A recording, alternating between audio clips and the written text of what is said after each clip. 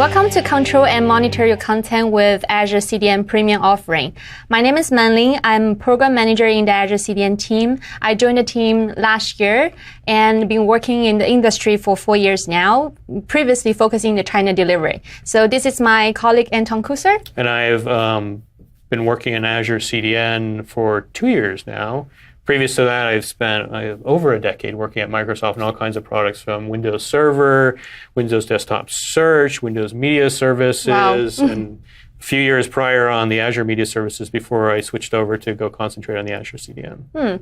So today we're going to talk about the Azure CDN in the platform services. So this is a broader view of the entire cloud services platform. So we are in the Azure CDN with the media services, and we're actually separate product with the media services.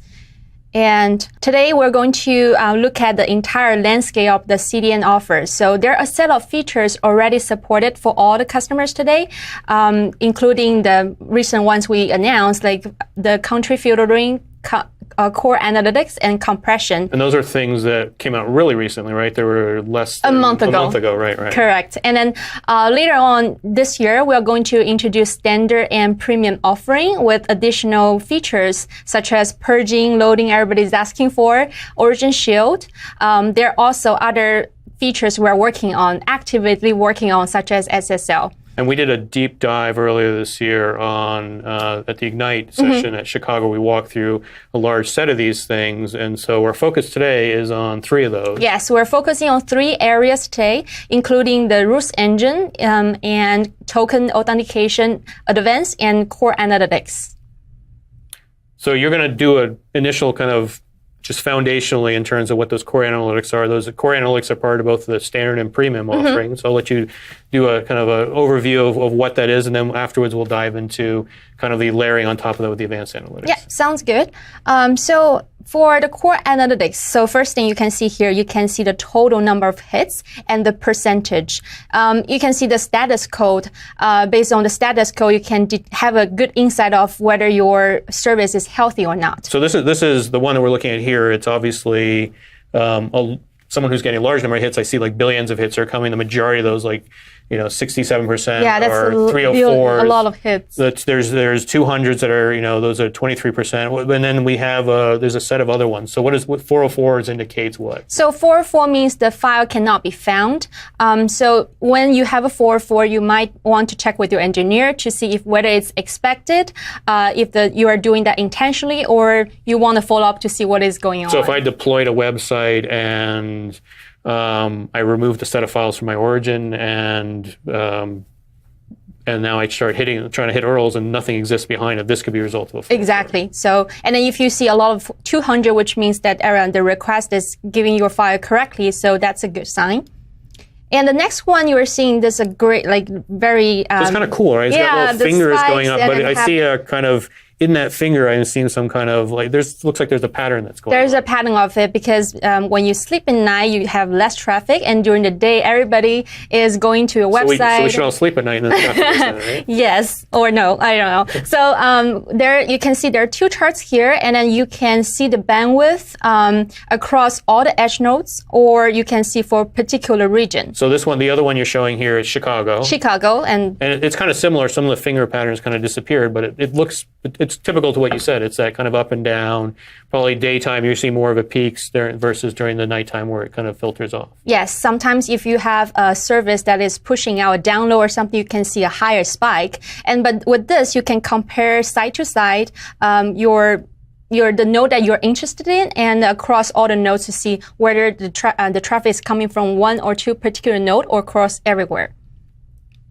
Similar thing to the bandwidth, this is from the data transfer. So it's the different units. So you can see from the GB, you have the similar pattern across everything. They're not a huge user. See, I see from this one, they're doing about this 15. one is not huge, but we have definitely customers that are giving a lot of traffic. So this one's 15 terabytes. I see also even in the data transferred, I see that similar kind of pattern of the amount of usage is also, it's kind of going up and down from day to day. Exactly. All right, the next one is the cache hit. So we talk about the total hits. So I want to know right now whether my hits are coming from the origin versus coming from the edge server. So I want my hits coming from the server. And do I want it to look like? Do I want to look at the 100%, but ideal, that's ideal situation. But most time you get 90 or 95%. These are great numbers. But if you hit a really low number, you probably want to dive in to see how can you improve your hit ratio. So if you want to get into more details about what's your cache status, there is this great table showing you from the hit miss, which means hit means that it's coming from 100% coming from the edge server, versus miss is directly coming from the origin. And this is really breaking down. So in the other slide we saw was like 99% or that, but what's that? Is it all hits? Is it when content is cached at the edge of the CDN, by default we have a 7-day expiration. You can control it from, like, if you're Azure Storage, you could go set a cache control header and say, hey, it's 3 days or something like that. And then when that expires on the individual CDN pops, the CDN will go back to the origin and will check. And that's what we see with the TCP, kind of the expired miss. Exactly. So they will check with the origin to see whether there is a updated version and then respond to the users. So these are the core analytics. So Anton, if I want to dive into more deep, advanced side of things, what should I? Yeah, so we were talking earlier, it's like we saw, that one example is like 404s, but what if I wanted to understand, where, more about it, is like, are the 404s happening now, or are they files? Yep. So we'll take a look at actually a demo and we'll walk through what we talk about. The supplemental portal will allow us to, when we expose these features, to go and get that deeper dive of it. So we'll switch over to that view. So the view you were seeing right here, and this is in the it's one of the advanced analytics offerings. You'll see on the left hand side that there's a whole bunch of individual kind of metrics I can dive into. I can take a look at the cache status, a deeper drill down into what you were just describing. In this case, we took a look at the top 250 404 errors. So if we look at those, we can actually see. There's a set of files that are, that are giving most 404s. 404s. Yeah. So you could go back to your engineer or whoever deployed your website and say, did you delete the file? Is it missing? It might be something a little bit more that's complex in there, but it gives us an insight into some of the, the view of what's actually happening on the CDN. So they would know the particular URL that giving the 404s, which were really helpful for them to do the analysis. Correct.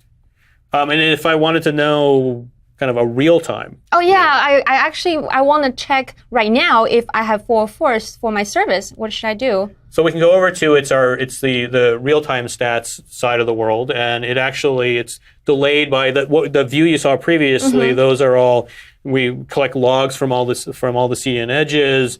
It's delayed by a number of hours before you actually, you'll see all those reports getting aggregated together. But if I want to see it delayed by only like a minute or two, I can actually go to this report here, and we're seeing it coming in. So there's not a large amount of traffic on the current. I see it's coming in right now. So it's about 1.2 megabits per second, but we can scroll down here. We can say, are there CNA 404s? And in this case, we see 15 hits per second. They're all 200s, which is good. So it's all hitting the edge of the CDN. It's not going back to the. I'm probably getting a pretty good cache hit ratio, and doesn't look like I have currently any 404 issues. Yeah. So if I have a live event, I can have my engineers staring at the monitoring. Correct. Or do I always need to go to this portal? So if you wanted to do a more integrated solution, or if you just wanted to, when you wake up in the mornings when the CDN traffic comes up, and say, is there something wrong? Is there something happening? I can do two things here. So. We'll take a look at its setting up real-time alerts. And they allow me to do two different things. They allow me to both send out emails, or I could do like a post command. We'll take an example of, in this case, we have two alerts set here. One that's to trigger for any kind of 400 errors, the other one for particularly 404. So if we look at how that was set up, so if I click on the configuration for that one, we will see that. So I've set it up so if there are, and we can change this where I could actually put in, you can see there's a wide range of, I could do 404s per second, I could do 300s, 200s, cache hitters expired.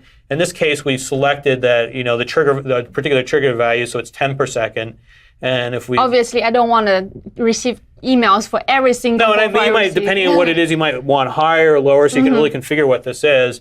And in this case, it will send me a notification by email, you can specify who it goes to. In this case, we're going to do the AzureCon 2015 email list because they're probably still sound asleep, so we're going to wake them up in case they are. And then we can put in, we can control this and have what's in the subject line and the body line. And additionally, if we want to do more tighter integration, I could actually, there's ability to do a post where I could do a post command, and then I could kind of integrate that and maybe with a web apps application inside of Azure to do something based on that. Maybe log that information, do much more complex kind of logic around that. Yeah, these are great features.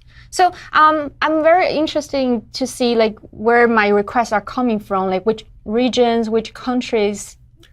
So, and that comes into, so if I want to take a look at, as you were saying, the countries are there, like what are the top countries that are coming down? We go over to what the advanced HTTP reports. And in this case, we're seeing it's the world map. And let's take a look and we'll scroll down and see. And this is, you'll see in each one of these, I can break it out in terms of by week, by month. I could do a custom report if I wanted to really go back further in time or a very specific date. Let's say there was 404s in a particular period of time, and I want to see, well, what's the traffic light across the world? Who might have been causing that? I can go scroll down there. So if we scroll down, we actually see, United States and Australia are the majority of the load that's coming in. So 61.5 or so percent of the hits are coming in from the United States.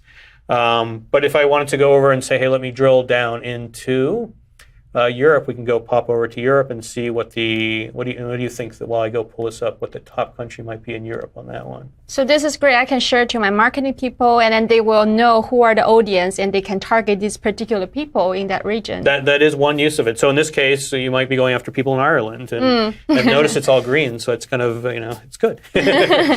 So that's kind of the look at across kind of the advanced analytics. And you saw we only touched on a few of these. We need to have a much deeper session to really go into the to the richness that's offered by these. And we're targeting these for release later this year. So the next piece that we want to talk about, we were talking about both control and monitoring. So that was around the monitoring side. Now so now you understand. It's like, hey, here's what's happening with the CDN, and maybe I want to control it, I want to change it or restrict. And so token authentication is a capability that we're working on that will allow you to do authentication before content's delivered to the CDN. So common scenarios, I might be doing media streaming, and let's say I have the rights to play back, the Manlings, what you might be coming out with, your Manling Sports Center for just U.S. market. You give me the rights for that. Well, I could use token authentication to do that, where I basically would put a token, and a token it's in the query string, it's an encrypted token that goes in there, and there's criteria that's defined inside of that. So I can basically say,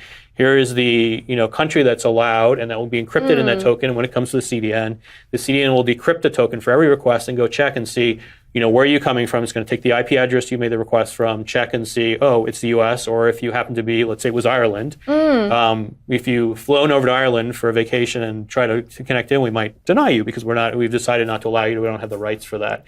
And it can also do things such as, it's also token authentication is kind of popular with like hot linking. Someone had your content, you publish, and pass my URL to my friend who viewed the content. Exactly, or they might have. Or the typical hot linking is, I have a big website, e-commerce. Maybe it's Manling's big e-commerce website, and you're making money off of the ads that are being presented from there.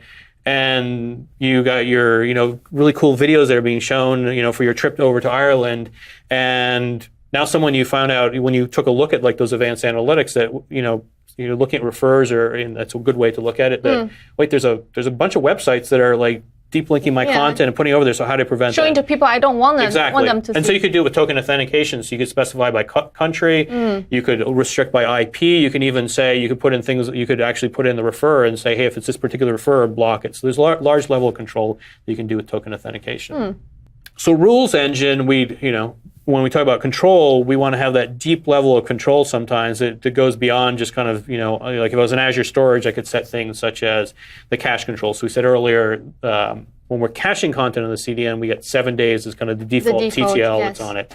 So Rules Engine allows me to control those things, and pretty much it's basically, it allows me to control one request coming from the edge to, at a very fine granularity control what happens. Like, do I allow, do I deny, do I restrict, do I change like the behavior? And so it works on a basis of basically a match. So I match it to something such as we were talking about, like a country like Ireland, and then I can have a particular action that I can take on that. that. And so this gives more control of the things we just talked about, including the token authentication or force referral, blocking them. correct. Right? So we'll pop over to one more demo and to kind of give you an example of the types of things you can do from that. So we'll move over to Rules Engine. And we have a set of different rules that we have set up. The first one, it's more of a basic one that we set up here. So this is for the deep linking or the hot linking. I want to block people who... Right, and so in that case, maybe it happened that it was someone had set up AzureCon 2015.com, and they were deep linking my content and taking away all that money that you were getting from your ads. So we could easily set up a match. And this isn't really deep protection, but it's this lightweight protection I could put in place. There's other mechanism we could use to control it more deeply, but it's a lightweight way to kind of prevent someone just on the refer where I'm going to do a match on top of that, and then I can deny access. And you can see if I can click on this, we have to hit the edit here first. So if we do the edit on here, he'll allow me, I can see these are all the different matches that I can do on this. So in this case, we did Can I set up for my particular endpoint, my particular domain name? You could. So you could match it. You'll see on here where you pick the refer domain, but you could pick, the CNAME that's associated with your endpoint to go use that as the mechanism to block. Or I can see the path or a different URL. Yeah, so you could trigger a rule based on a particular thing in a path. You could use a regex expression inside that path to change it. You could do a simple kind of wildcard expression in there. Or you might say, hey, I'm always going to block. For everyone. For everyone. And I just turn off the whole, and now everything's blocked completely. And I'd want probably a little better control than doing it that way. That's a very rich set of matches that I can do. And so the other one we take a look at is one that's a bit more of a complex rule that's in here. And in this case, we said we're going to turn off token authentication for the AzureCon 2015.html page, and then we're going to change around kind of the TTL, so the amount of time that it stays on the edge. So we were saying it's 7 days is your default. You could go into Azure Storage. You could, if that's where your content was coming from, and you could go and set a cache header on the individual blobs that are inside of Azure Storage to change it. But if I want simpler control, or maybe not simpler, but it is control over everything really easily, I can use this where I'm basically saying... Set max age for all the files, everything. And so in this case, we said, hey, let's reduce it to 4 days. And then for the external max age, we said, perhaps you want the cache response header or the cache header that goes across to the client to say something lower so that they come back more often to check for updates. And so in this case, we said, okay, let's every 4 hours, because your Manling blog might be updated very often, so I don't want you to cache things too often. So I can have you come back to go and check for those capabilities. So my edge server will have that value. What about my client side? Yeah, so that's exactly. So the force internal max age is going to do the edge server, and then the external max age, that's what you're going to set. You're actually going to change the value they see the response header that goes back. So your max age in this case would be set to 4 hours. It's actually done in seconds, but it would be the second value, but it would equate to 4 hours that goes across to the client. So today we cover some advanced features, including token authentication, Rules Engine, core, and advanced analytics. And those are all things that allow you to monitor and see what's happening on the CDN. And then additionally, if you need to control and adjust or, add, richer behavior to on all your services that you're building on top of Azure by just putting Azure CDN in front of it. And there are a lot of new features are coming in very soon. Thank you for joining us today.